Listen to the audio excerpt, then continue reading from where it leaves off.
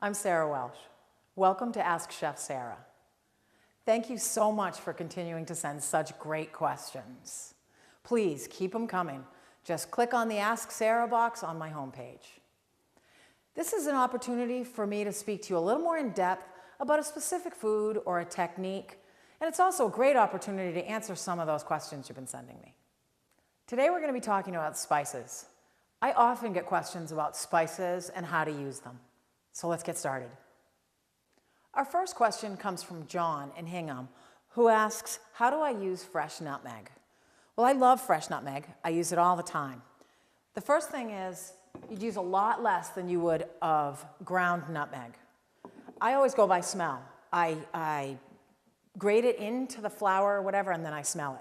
This is my first choice to use. This is a grater, and it gets a beautiful, nice, fine grate on there.